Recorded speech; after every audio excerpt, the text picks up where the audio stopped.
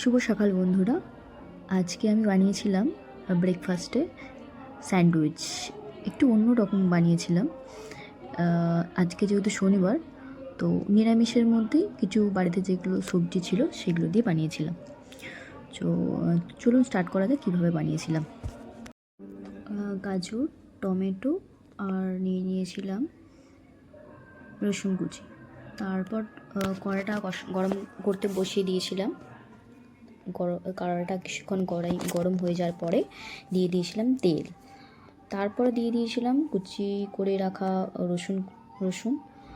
তারপর এটা কিছুক্ষণ নাড়াচাড়া করে নিয়েছিলাম লাল হয়ে যাওয়া পর্যন্ত। তারপরে দিয়ে দিয়েছিলাম গাজর কুচি।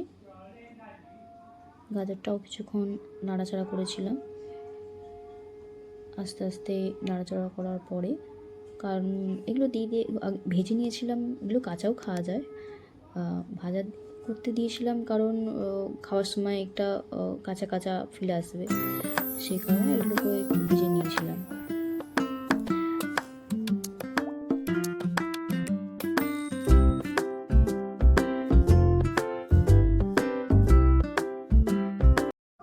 গাজরটা কিছুক্ষণ ভাজা হয়ে যাওয়ার পরে দিয়ে দিয়েছিলাম টমেটো কুচি। টমেটো কুচি দেওয়ার পরে আমি পরিমাণ মতো নুন দিয়ে দিয়েছিলাম, কারণ যাতে ওটা সেদ্ধ হয়ে যায় ঠিকঠাকভাবে। তারপরে দিয়ে দিয়েছিলাম জিরে গুঁড়ো।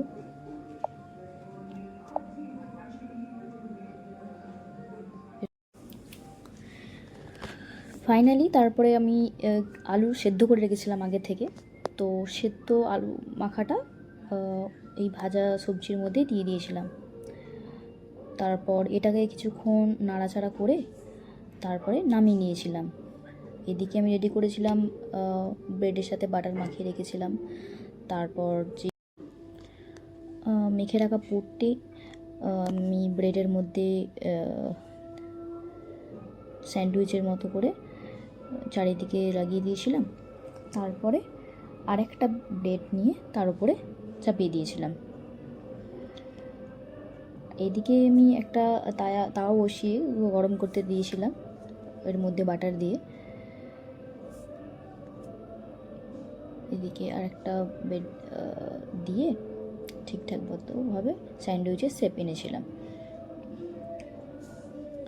এদিকে তাওয়াটা গরম হচ্ছে।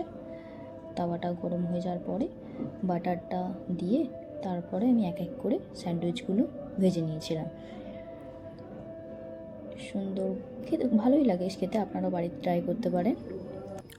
একদিকটা এরমভাবে ভাজা হয়ে যাওয়ার পর ঠিকঠাক, তারপর অন্য দিকটাও উল্টে দেবেন ভালোভাবে ভাজা হওয়ার জন্য। তারপর এই দিকটাও কিছুটা বাটার দিয়ে দেবেন ঠিকঠাক মতো। বাটারটা ঠিকঠাকভাবে দেওয়ার পরে আপনি আরেক কাজ করতে পারেন, এর জায়গায় ভিতরে একটু চিজও দিতে পারেন ডিফারেন্ট স্বাদ আনার জন্য। আমার কাছে আপাতত এখন চিজ ছিল না, সেই জন্য আমি চিজটা দিইনি। এটার সাইজ মতো কেটে নেবেন এটা খাওয়ার সুবিধার জন্য। Thanks for watching.